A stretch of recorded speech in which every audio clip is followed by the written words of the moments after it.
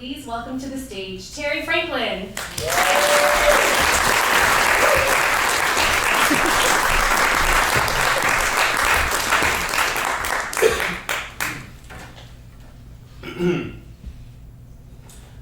A female friend saw him first. She pointed to her crush on the tennis court. Another freshman, green like all of us, Daryl, a brother from Texas. I saw curly hair, light brown eyes, and golden brown skin in a purple polo shirt, and oh, those little white tennis shorts. He brought his wide grin and a long drawl along with his Texas style to Northwestern. I was drafted by my friend to play her Cyrano. I arranged to sit with his group of friends at lunch, chatting, friendly, lingering just long enough to be behind him at the tray conveyor. So as we exited the dining room at the Foster Walker complex, everybody called it the Plex, I told him about my friend's crush. It seemed odd that he didn't react, so I dropped it. Friday night, I'm dancing with my friend in a darkened common room at the Plex. The DJ was a cute named Vernon, spinning his ass off. My friend's eyebrows are urging me to help her get close to Daryl. Earth, Wind, and Fire came on and we boogie wonderlanded near him and the girl he was dancing with. I gestured with my eyebrows for him to notice my friend dancing seductively beside him. His eyes didn't follow my cue. They stayed on me. Donna Summer. Ha, ha, ha, ha. Stop. Did somebody turn up the heat here? We all kept dancing. When Princess, I want to be your lover started, the whole room got a little funkier. I closed my eyes, lost in the music. I opened them. He was still looking at me, smiling that smile. Ding. I forgot I was dancing with my friend. What friend? I tried to ignore my heart, hoping for something I didn't think possible. Who would think he was falling for me? Nobody was gay. Nobody was out, not even to ourselves. Besides, I was nerdy and precocious, not quite 17. But by the time the 12-inch version of Kano's "Are you ready? Are you ready? Yes, I am." By the time it finished, it must have been obvious that Daryl and I were really dancing with one another, drenched in sweat and pheromones in a dark campus party room. Later, he found me alone with a plastic red cup. Maybe he was inspired by Stevie Wonder singing, "Show me how to do like you," because he said, "Can you teach me how to dance like that?" Soulful grin. Me? Shocked was I.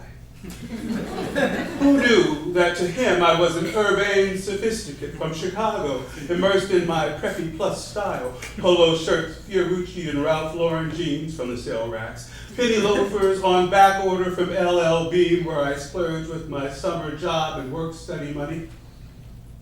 Yeah, you. He hesitated. And I could use a little help with my dressing too, my Houston style. He gestured to his feet. Back home, everybody wants these. Cowboy boots? I asked. Tony Llamas. Cowboy boots. Beyonce wasn't even born yet. Look, I offered. I could take you on the L to the fanciest mall in the city, Water Tower Place. Sunday, he urged. My friend's crush was receding to the back of my mind. We'll get an early start, I said. With 3 white suite mates and a smelly one sharing the room with me, I looked for any excuse I could to get out of my dorm suite every time I could. Why don't you stay over tomorrow night in my room at the Plex, he suggested. Now, I wish I'd drawn the Plex in the dorm lottery. Singles. It was where most black students felt most safe. No arranged roommate groupings with people who didn't understand how we felt at Northwestern. First generation, a foreign environment, so white, so wealthy, so uninclusive. They accused the black folk of ghettoizing, but the Plex was where we felt safe and at home. It seemed to take a long time for Saturday night to arrive. When it did, I wanted to be discreet. We weren't doing anything wrong, but the downside of the Plex is it was gossip central. No matter how innocent, questions would be asked. Daryl let me in the side door. We dashed upstairs. He was just about to put the key in the doorknob when the door across the hall opened. Hey, Daryl, his neighbor, Jason, a junior, an alpha. Hey, Terrence. Busted. Had I heard a suspicious inflection at the end of Terrence? Would I be the subject of gossip at the cereal buffet? Sup, Jason, we muttered in unison, hustling into Daryl's tiny room, shutting the door behind us, giggling as if we had already been caught doing something we hadn't even acknowledged to ourselves that we were doing, that we weren't supposed to be doing. Too early to sleep. We watched SNL on Daryl's little black and white TV. We flipped through a GQ magazine, and finally we couldn't procrastinate any longer. Let's get some sleep for an early start, I suggested. We took turns in the common bathroom, avoiding Jason or other neighbors. I put sweatpants on to sleep. Back in the room, Daryl had stripped to shorts that showed off those legs. I fought to keep my eyes from shooting down. I can sleep on the floor, I volunteered. I didn't want to do anything that seemed gay. Oh, okay.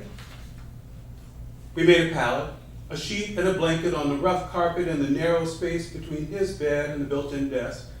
Lights out, hard concrete on the carpet. I tried to get comfortable. I could hear Daryl breathing on the bed. I rolled over, clutching my pillow, my head filled with images of Daryl's smile, his soft brown eyes, his Cracker Jack golden brown legs. I heard every sound in the room. The mattress groaned when Daryl turned to face my back. I rolled over. We were face to face. Me still on the floor. I wondered if he was trying to see me in the dark. You comfortable down there? Yeah. His Houston accent sweeter than ever. The floor is pretty hard.